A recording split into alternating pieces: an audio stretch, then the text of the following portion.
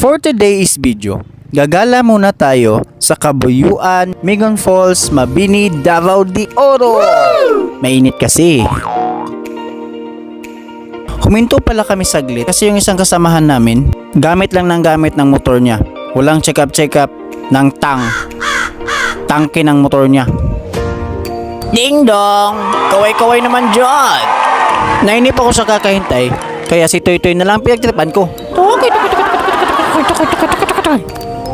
Kung nakikita ninyo bumibiyahe na kami, malamang paano kami makakapunta doon kung hindi kami sasakay ng Sinski motorcycle? Hahaha, bahala nga kayo dyan.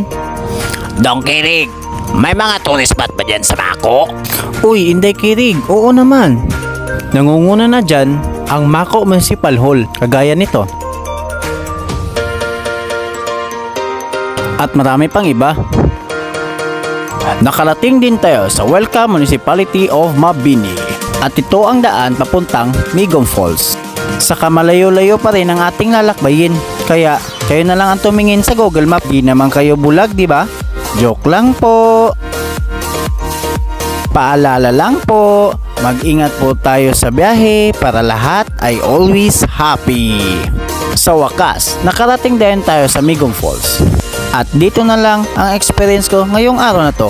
Ang hindi ko pa na-experience ay ang like, share, and follow mo. Kaya gawin mo na para lahat tayo ay happy. Ako nga pala si Dong Kirig. See you for next video. Bye-bye!